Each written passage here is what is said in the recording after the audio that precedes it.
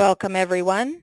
Thank you for joining us for the webcast, Break the Learning Innovation Bottleneck, Optimize, sponsored by Training Orchestra and presented by David Wilson, CEO of Fosway Group, and Stéphane Pinault, CEO of Training Orchestra. Before we begin, I would like to remind you that this webcast has been pre-approved for HRCI credit and can also be used for SHRM credit. Please be sure to attend the complete webcast in order to receive your credits. After the webcast, you will receive an email from hr.com within 1 to 2 business days. It will include the certification credit information. You can also log in to your hr.com account and go to your View My Credits page, where you can see the credits that you have received.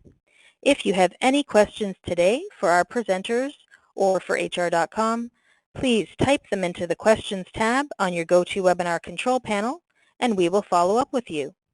And now it's my pleasure to turn it over to David Wilson.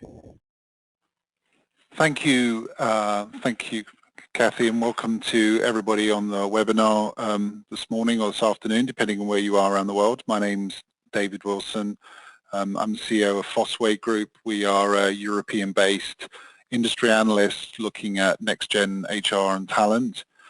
One of the things I want to talk to you about today as part of a lot of research that we do around in the market, looking at large corporate organizations and international companies, is really looking at the whole way in which learning and digital learning is being innovated in those companies, and then really thinking about some of the underlying parameters that maybe are going to lead to real outcomes and success for those, and also thinking about how this ties into the broader model of what they do from a learning point of view.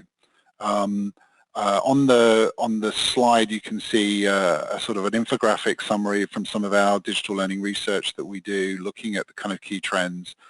I think one of the things that, having been tracking this market for a long time, I'm constantly aware of is the way in which corporates and vendors alike, if you like, are all constantly attracted by what I would call new shiny objects. So every year we've got some new phenomenon that the market's got to focus on, whether it's e-learning, then blended learning, then micro-learning, then social learning, whether it's next-gen learning environments and learning experience. There's all these kind of new trends and new things coming on, and go to one of the main conferences, you hear a lot of discussion around that. But the reality is, in most organizations, that's not what their day-to-day learning environment is. That's not what they're actually doing, and we can get very distracted by shiny objects and not really focus on what is delivering real value from a learning point of view in our organization. And now that's not to say learning mustn't change. You know, we're a massive advocate of that change, but you also have to understand how that change becomes systemic in an organization, how it delivers real value, and that's some of the things we want to talk to you about today. Monica, can I move on? I mean, why do we need to talk about that? Well, because everything is changing. You know, we can focus a lot around why learning is changing, but actually it's much more fundamental than that. It's not just learning is changing, it's work and workers are changing. It's very difficult now to read around changing business without them talking about whether it's millennials, Gen Y, Gen Z, whatever it's going to be. You know, this massive shift in demographics within the workforce. You know, 50% of the workforce, is now basically Gen Y or millennial workers, and very soon now we're getting the first parts of what gets called the Gen Z workforce as well. So we've just got this fundamental shift in workforce. Monica, please. We've also got a fundamental shift in the expectations of that workforce. So it's not just like, are they digital native or not, but what is their expectation? What are they looking for in terms of their engagement with an organization? What are their expectations around career development, the need to almost be promoted every 6 months, the progression through an organization, the access to the technologies and the way in which they engage through an organization through things like flexible working or the culture of the organizations. There's fundamental shifts in the relationship, the engagement between the people that we call learners and the organization. Monica, please. And also the way they're structured, the teams they work in, the way they work virtually, the access to technologies and collaboration and working mobile. So all the data I'm talking about here is based on specific 2017 research we've done with large European and international companies talking about the types of things that are happening. All of that leads to one simple outcome, Monica, please, that actually employees need to learn more. So if we're in a business context where we're talking about changing organizations and we're talking about learning, changing and becoming much more dynamic, much more agile, etc., one of the things I think we've got to really understand is that the drivers around those changes don't come from learning. They're actually coming from what's going on within the workforce itself.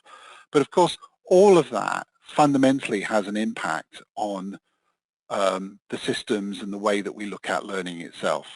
So I kind of talked about those previous slides as almost a preamble, but I just want to make sure that everybody that's really looking at learning innovation is actually really thinking about work innovation and how the relationship between learning and learners and work and workers, because ultimately that's the thing that's really driving this shift. But it also means that within that there are some fundamental things that obviously we have to make sure still happen. Monica? So if I'm thinking about that, what I want to understand, and the point of this webinar is to talk about learning innovation, but what implications does that have for things like our learning systems? Again, every conference you go to, there's this kind of new, there are these new types of systems coming on, whether it's learning experience platforms, whether it's social learning platforms, whether it's LMSs and so on in the past. These things are all evolving to support those relationships and learning needs. So Monica, can I?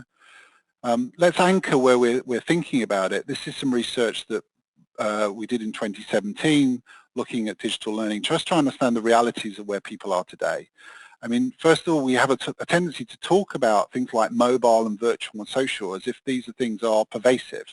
But actually, of course, they're not. If we look at what are the mainstream technologies organizations are using, they've got, most organizations have got learner portals, they've got some kind of maybe learning management system or training management system they're using, they've got authoring platforms that they use to create content with.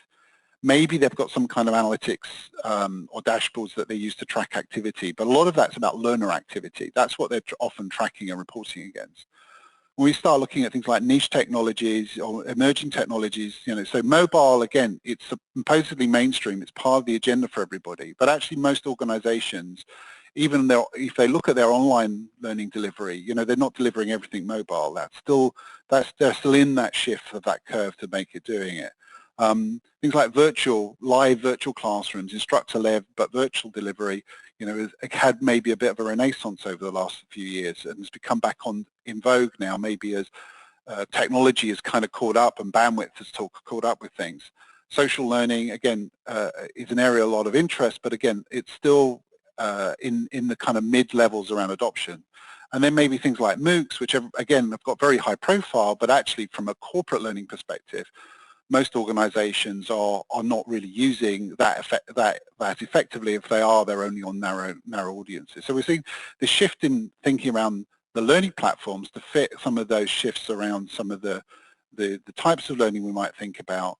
But actually, it's not, the foundation point for this is not always necessarily what you would pick up from going on to conferences. If we look at the next slide, which talks about some of the kind of key trends, this next slide talks about, in the audience we went to, there's about 1,000 people from, as I said, mainly European and international companies. Where are their key kind of focus areas for 2017? So this research was published at the beginning of last year, just less than a year ago.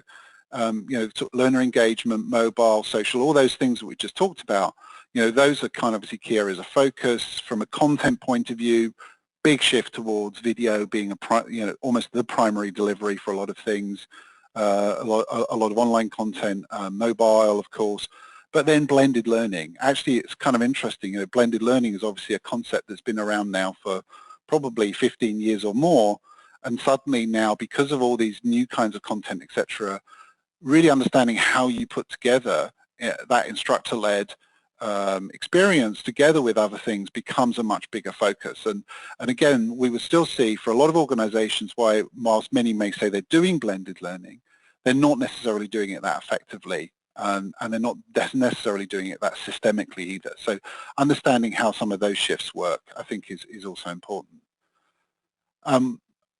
Monica, can you move on, please?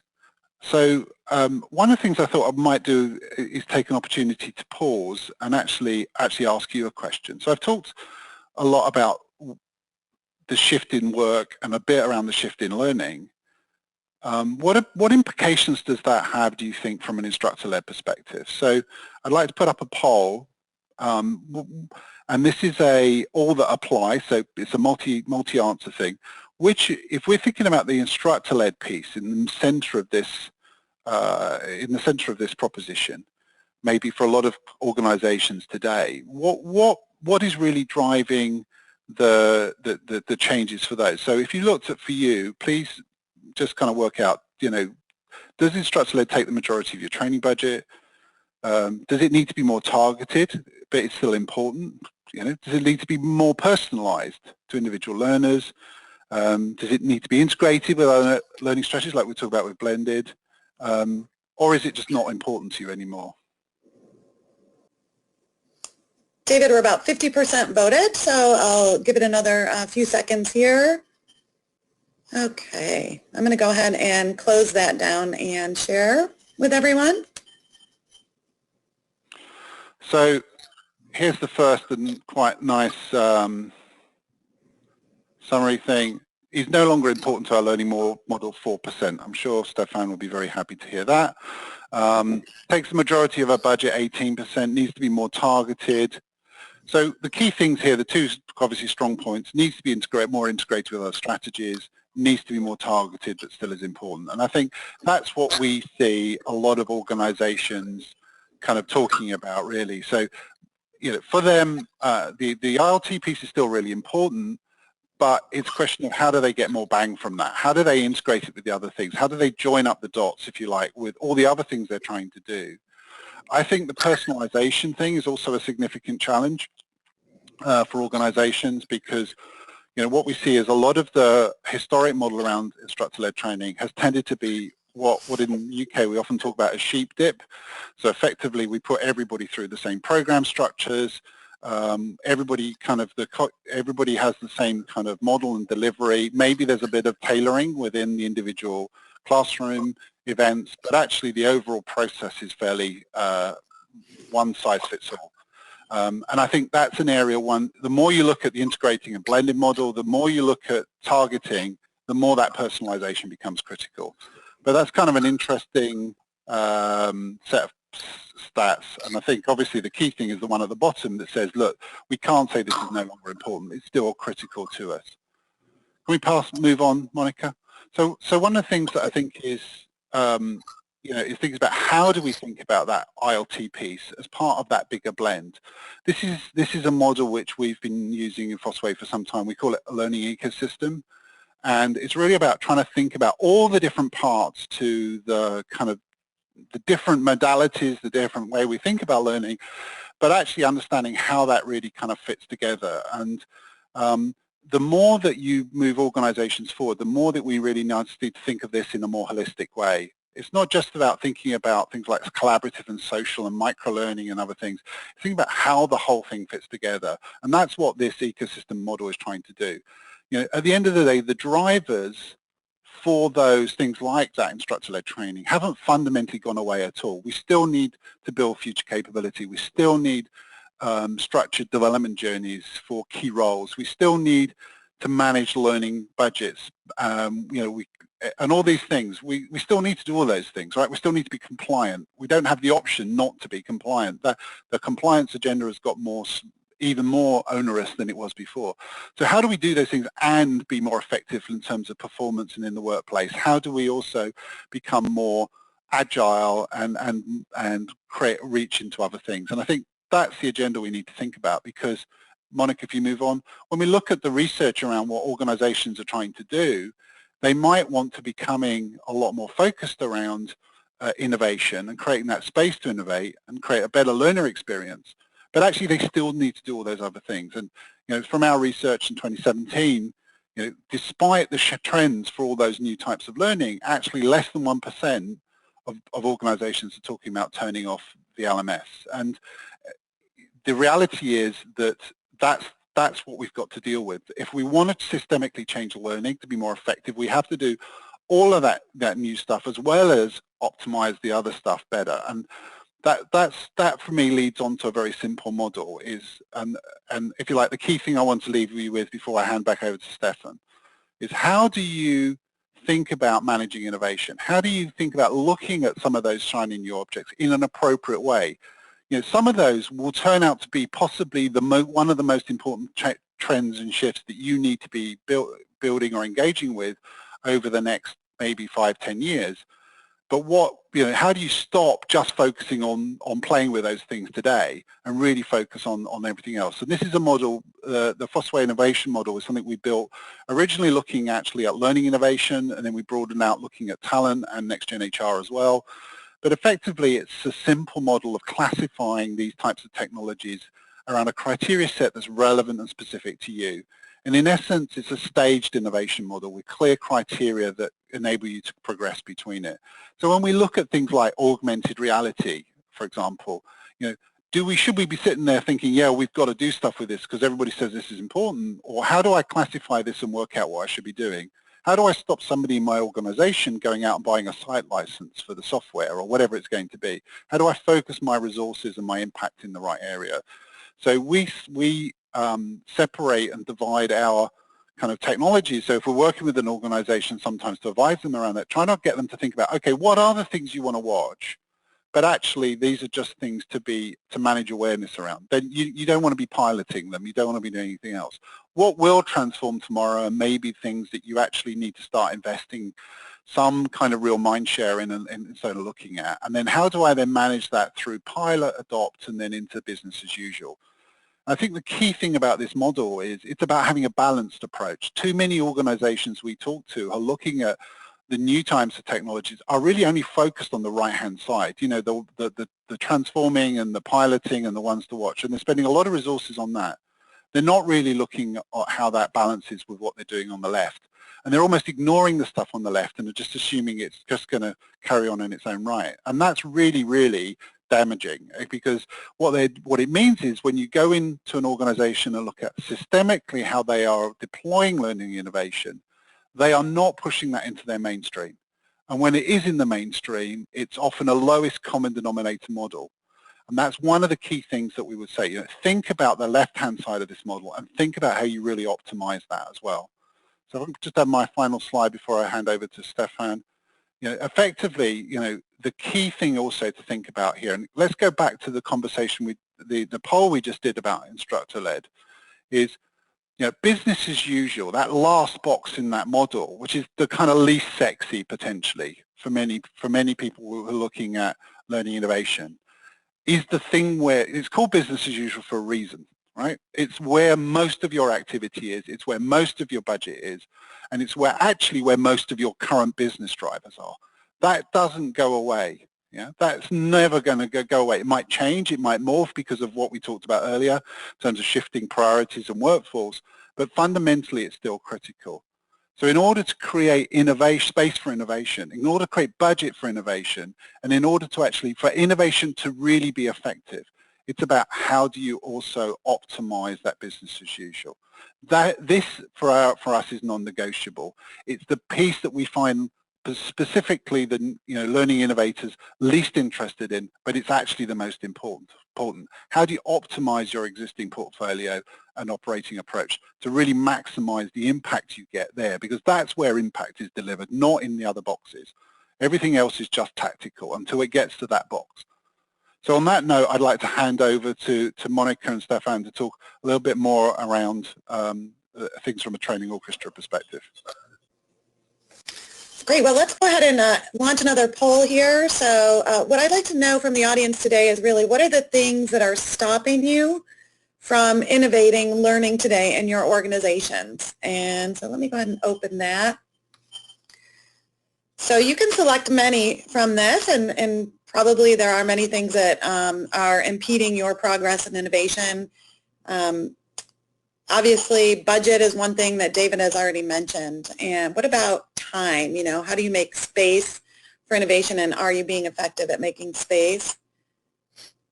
I see we're getting a lot of answers in. Great. Thanks, everyone. So let me share those results with all of you. And of course, time. Stefan, time is the biggest issue. Budget is the second. And skills is really the third. So really what we're talking about here are what do we see from a training orchestra perspective from our customers.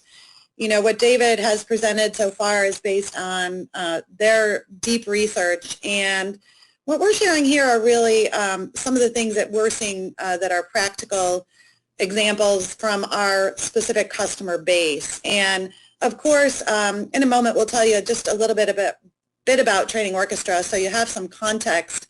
But the key drivers from our customers that are driving them to really optimize first are really ILT is such a huge part of their learning strategy still. And they find it to be highly effective, but agree that it's just too expensive. And that if it could be reduced, the cost of ILT somewhat, that even just by doing that, it could fund their innovation plans. So in the poll that we just did, time was the biggest reason that people were having trouble innovating, but budget was the second most important reason. And so by freeing up some budget potentially, that might help boost their innovation plans. The other thing is external audiences. And although we haven't talked much about this, we talked a lot about how work is changing and how learners are changing. The other thing we didn't talk that much about, David, is really that the workforce itself is changing. And often people that are impacting our business results may not even work for our own companies. So this is huge. And what's interesting is that budget dollars for training now, more budget is actually being used to train non-employees. So these might be our distributors, or our franchisees, whatever our model is. In some cases, it may even be our customers that we're training because it's our customers that will drive success with our products and our services. So these two things at the top are really the hugest drivers that we're seeing. But the other things, of course, we've already talked about is, to keep people skilled up, right? We have different types of learners out there, and they all can't be trained in the same way. So even though the death of the LMS has been greatly exaggerated, as David said, it's really, works well for knowledge workers, for people that are in the office, for people that have access to a computer all the time. The LMS is absolutely a great tool for that, but it's the other ones that may not work as well for, so they may need other solutions for training. And so we think of healthcare providers that are, on the floor, that are working with clients or customers or patients constantly. We think about technical workers that are out in the field that may have access only to their vehicle and their mobile devices. And then informal learning. We've talked about micro-learning and informal learning. Blended learning is, I think, a goal for everyone in terms of how to merge all of these different things together. But the last thing we'll talk about here, which is near and dear to Stefan's heart, is what we call, proving the value, making ROI possible, actually knowing the results of your investments, optimizing those, of course, but then showing the return on your investments. And this is a place where, we talk about optimization. This is not necessarily innovation. It's optimization. It's being able to really, make the most of your learning strategies, but then show the results. Recently, he was speaking with the CEO of Peugeot, which is a car manufacturer, and he asked about his relationship with the CLO and what the expectations were. And You know, the point that Stefan was making is that it was mostly about results, about the bottom line. So it wasn't necessarily about the means to the end that was important. It was really getting results and, you know, making sure that people were trained and skilled in the areas that they needed to be.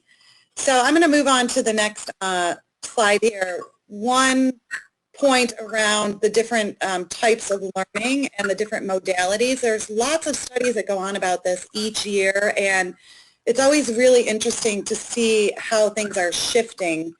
And so beyond the Fosway research, we brought in some research from some of the other industry analysts, such as Deloitte, Burson by Deloitte, Brandon Hall Group, Training Industry. And Training Industry just did a survey, and basically they found that most learners, meaning 60% of the learners, are receiving instructor-based training every year. You know, so just this past year, over half of the learners did receive some form of instructor-based training, and 80% of it rated it as useful. But in other polls, you know, it really still comes out as one of the most preferred methods. And the reason we think is because of the engagement factor, but the second reason is because of the retention factor. So we know that it's higher rated in terms of retention, but people like it because it's engaging. You know, the days of, you know, just having a lecturer or someone to stand up at the front of the classroom and share sort of ideas that you need to memorize, those days are really starting to become a thing of the past, which is a good thing. You know, shifting to engaging classroom experiences that are around hands-on or debate or interaction is really the mode, and that's what we're seeing that people prefer.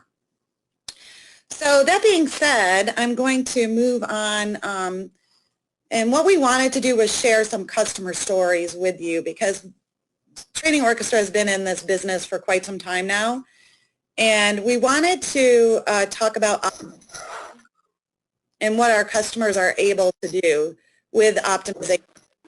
And let's see if Stefan is... Yes, I will try, and you interrupt me again if it's not. Ooh, I like it. Oh, cool. Do I still have the same accent, or it also correct the accent? Okay. No, you still have a French accent. That is not good. Very good. Okay, so I was hoping. So yeah, we are Training Orchestra. We manage $5 billion of training. You know, we're in more than 20 countries, a little bit all over the world. So we have this feedback and those experience in very different industries and countries, and you know, it's always very interesting to see how it is different in Singapore, in Beijing, in Paris, in Dallas, or in Toronto, and you know, we take all the best ideas from a little bit all over the world, and we work with quite large clients, you know, just like General Motors or Capgemini or PwC, and you will see more on the left side, you know, those were training not only internal audience but also external audience, you know,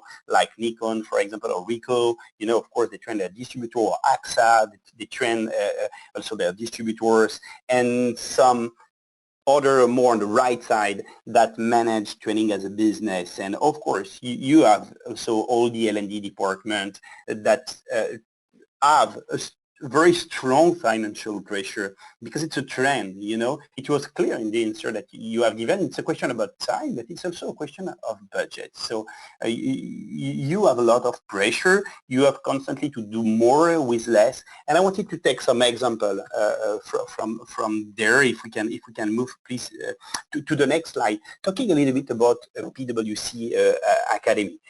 PwC Academy, they train globally 10,000 learner, you know, for you know, clients. So they train their clients, you know, it's a for-profit activity. They also train 10,000 employees. So, you know, so globally they train internal and external audience. But what is very interesting is that they manage the training activity as a business, you know, because Nicholas, who is running PwC Academy, is a partner of PwC, so he has a P&L and he has to manage the training activity, even if it's for internal and external audience. He has to manage that as a business. It has to make money to be completely clear.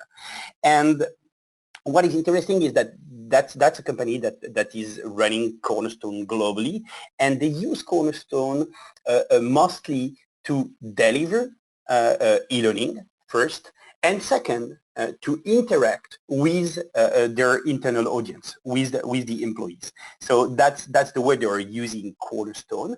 But when they wanted to manage instructor-led training, what was very difficult is that the resources were very costly, you know, so the instructors, the rooms, as they have a large client, and they wanted to optimize, you know, the utilization rate of those resources, you know, instead of working something like 50%, more working 80% face-to-face with their clients, what they call the clients. It can be internal audience, their employees, but also external audience. So it was everything about optimizing utilization rate, optimizing the occupancy rate of the session, and managing what they call a learning journey, you know, on the long term. For their audience. So the idea was to optimize all the training activity. They are happy with Cornerstone, you know, and all our clients have different LMS. You have more than 700 learning management systems, so you have plenty of choice. But end of the day, even if they were very happy, they were managing a lot in Excel and spending a lot of time consolidating all the data, tracking what was the budget, managing the instructors, the rooms in Excel spreadsheets, and they decide to do it differently. And that's why in this situation we complement Cornerstone, you know. So Cornerstone sit on the front end, as you see. That's the mission of the learning management system, and we sit more at the back end, because you know, 80% of the session that they, of the training that they deliver is instructor-led training. So that's still very important for them. And so it was a little bit an example about how they manage also the customer journey. And to be concrete, you know, so they have saved 12% of their budget, so which is quite important, and they have increased the occupancy rate of the session of 20 to 30%. It depends on the session, you know. Some session you have a maximum, but it's something that is quite easy to do if you have the good information and if you can monitor all those operations. Monica, if we can jump maybe to another example. Sure.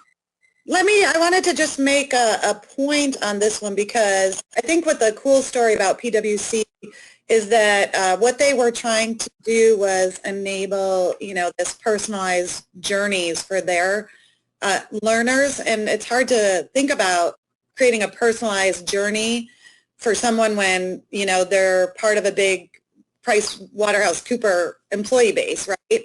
And that most of what they're doing is instructor-based training. So one of the questions that David had asked earlier was about how to make ILT more personal, and I think that PwC has been successful in doing that, you know, as part of their innovation, and the results for them is more than 98% referral rate. So their NPS score is really high.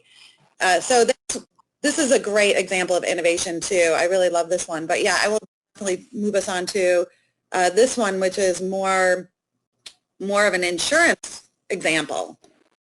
Yes, thank you, Monica. And I think that this example in the insurance industry in the US is very, very typical of what's happening today. We shift a little bit the mindset. Everybody was thinking, hoping that the LMS, the learning management system, would do everything first, and second, that e-learning would replace instructor-led training, you know.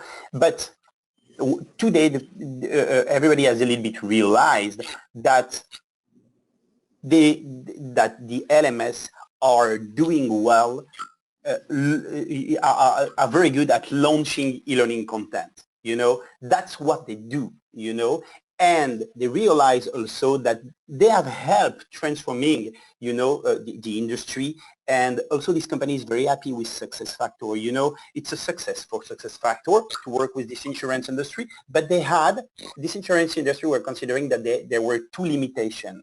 First limitation, the learner experience has to be improved, because the main problem of the e-learning is that it was not engaging enough. They wanted to better engage the learner, and it was quite difficult to access to some content. It was good when it was mandatory, and when you have to do an e-learning course for regulation and you have to prove to be there, it was good. But when it was time for them to do some different subjects in e-learning for the employees, it was not enough engaging. So they decide to improve the learner experience, with the grid, to complement SuccessFactors.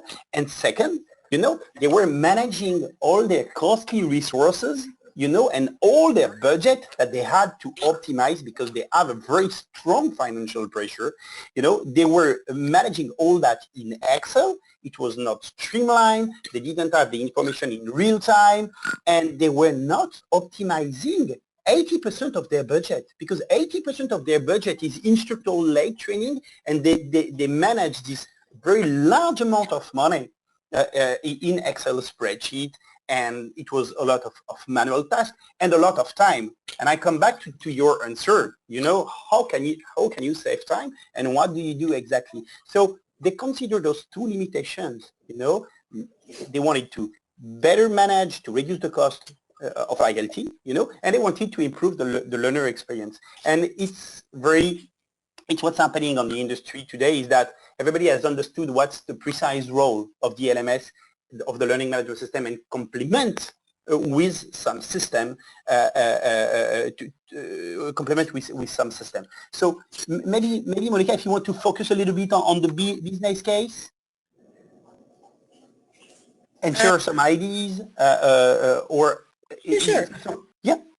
Yeah, I mean, at least with this one, I just wanted to make a comment how this relates back to the learning ecosystem, which is really the environment for enabling learning to happen and learning to, to evolve to meet the learner's needs. So, in the old days, I think we just used to have the LMS alone, and that's what became, a limitation in terms of innovation. And so we realized that we needed some other systems to connect into that. And so that's really, I think, the key thing here is to get that goal, to meet that goal of really having the best learner experience, to have access to content that's out there that you didn't build, that somebody has compiled to meet your needs, and to aggregate those into a really nice user experience that, adding some front-end and back-end systems is really what is making this innovation possible. But the results, of course, are better user experience and savings, so we actually save money on the back end to invest on the front end. And so this is the idea and the business case that we really wanted to make with this insurance company for you. Let's move on then to Thatcham. Yeah, so maybe to give you a little bit of insight, Thatcham is a training business, and they are very focused on vehicle security and crash repair. So yes, you guess, they manage blue collars, and if we want to keep the job, in developed country, it's very important to train those ones, and unfortunately, they don't have access to a computer. That's why what you can see here, which is a little bit surprising, is that they only have training orchestra. It's that because they are doing, the vast majority is instructor-led, nobody has a computer there. It's a lot of blue collar. So, so they train a lot, and they manage the training as a business. Why? Because when you train blue collar, you have more pressure than everyone to reduce the cost. because when you train someone, when you train a CEO of a company, you don't have strong constraint on the budget. But for the blue collar, you have a lot of constraints. So what is very important is really to be in the mindset of managing training as a business, So what does it mean to be concrete? It's optimizing the utilization rate of the resources.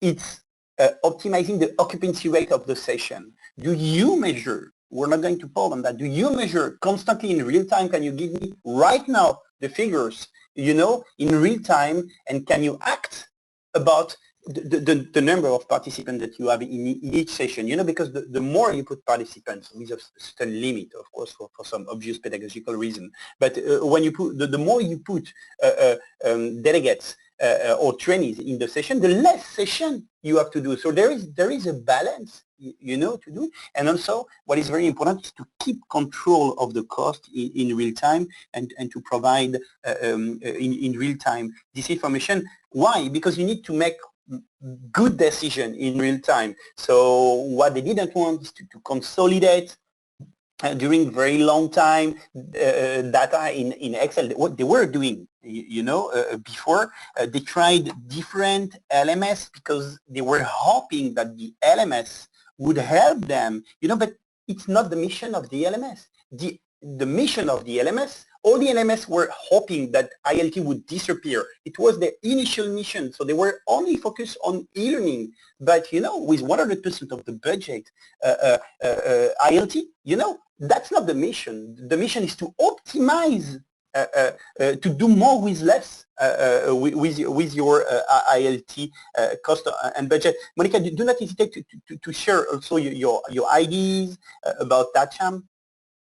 Oh, yeah. Well, I think that the key innovation that they were striving, because they do run their training academy, as a business, is that they wanted to have a very customized offer for their clients so that it wasn't a cookie cutter approach. They could put together a package, they could put together a training plan, a program that was going to be very flexible to meet their clients' needs.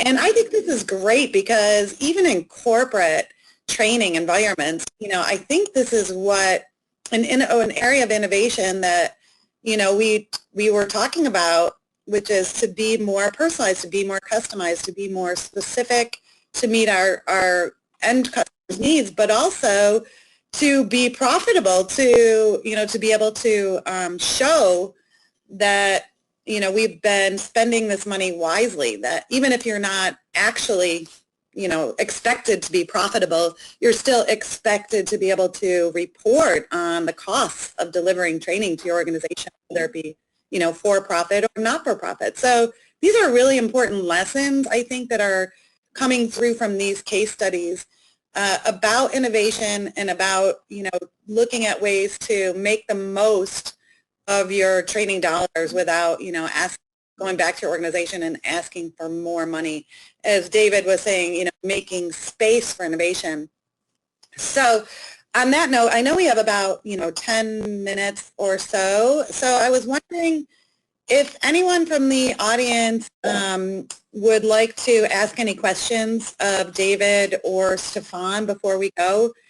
The one that has really been, I think, on the top of people's minds is really what Carl has asked here, which is, how are you able to really guarantee, right, profitability or cost savings, especially when using new technologies can come with some uncertainty. You may encounter unknowns, you may encounter technical glitches, and these technical glitches have a tendency to eat up budgets and eat up time. So I think I'll start first with David on this one, because I'm sure that many of your clients ask you this all the time. How do we ensure success?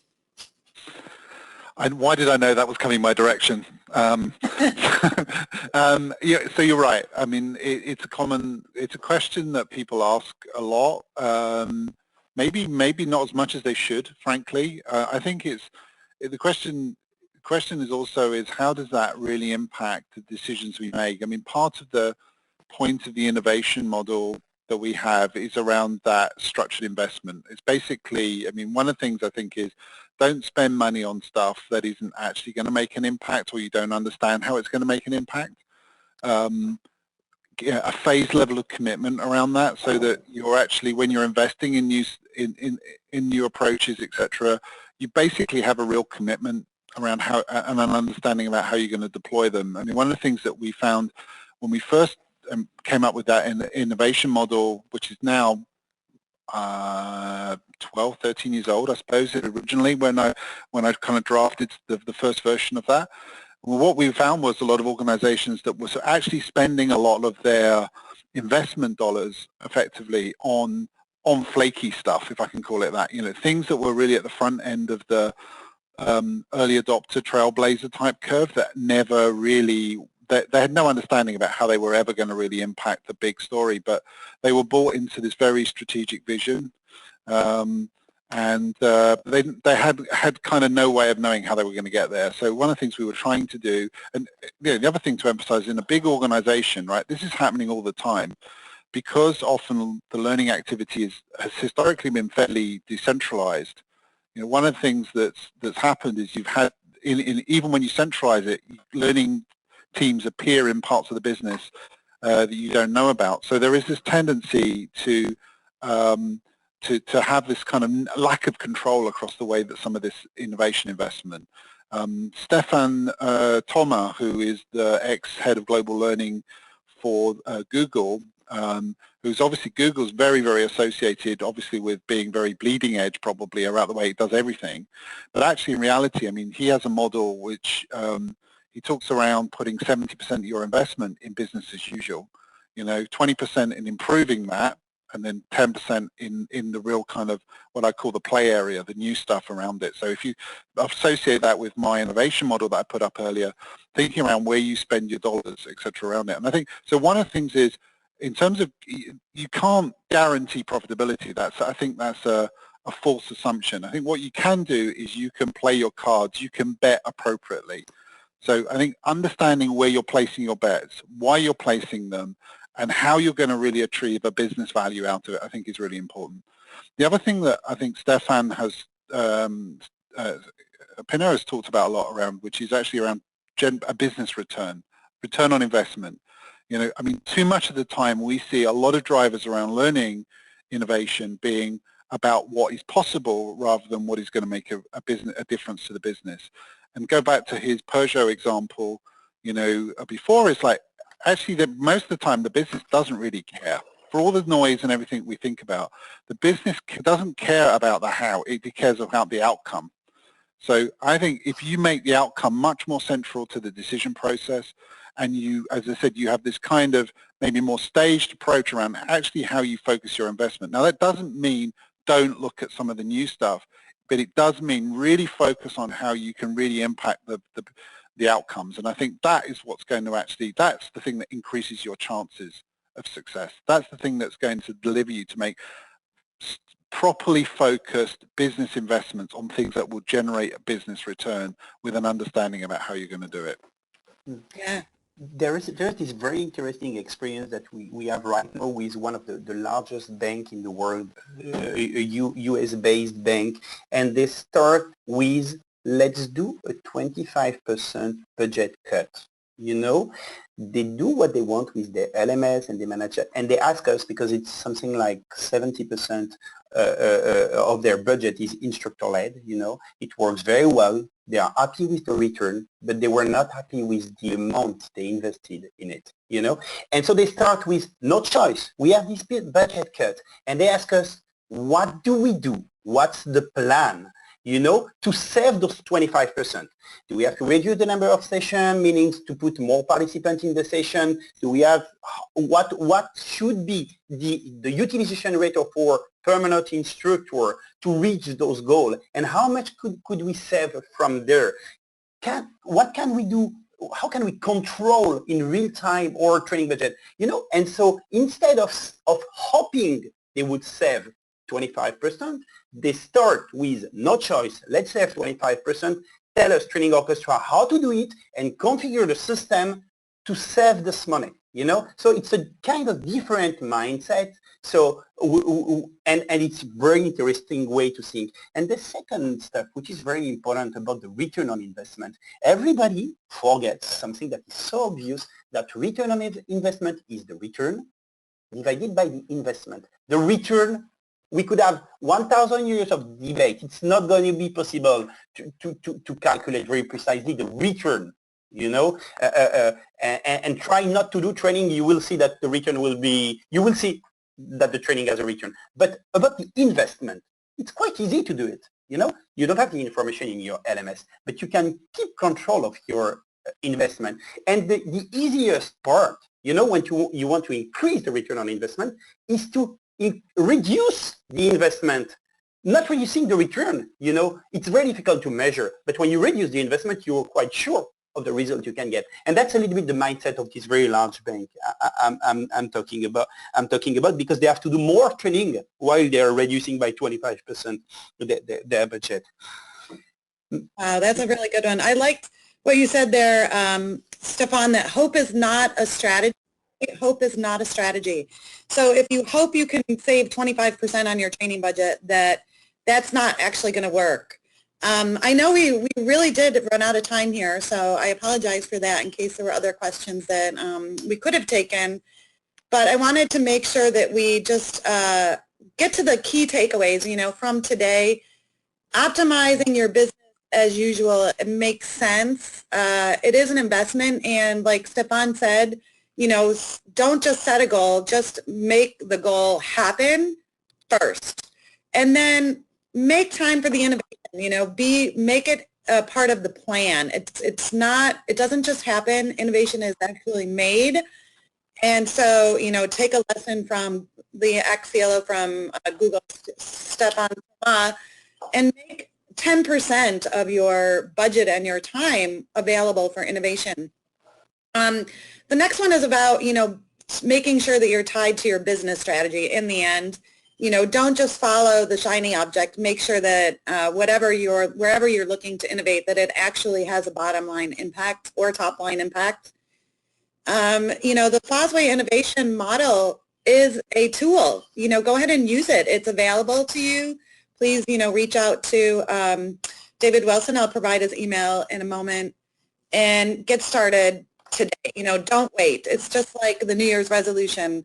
Let's not wait. Let's start today, and the sooner we get started, the sooner we'll see the results. And I think that a very interesting resource that you can have is the ROI calculator that can give you a good idea. You see that here. Do not hesitate to tell in the chat, yes, I want it, you know, or you just connect Monica to calculator.training-orchestra.com, correct? Right. Yep. You see at the bottom of the page. Do not hesitate in 3 minutes. And we commit on that. You will receive a full report about what could be your strategy and where can you save money and how you can do it.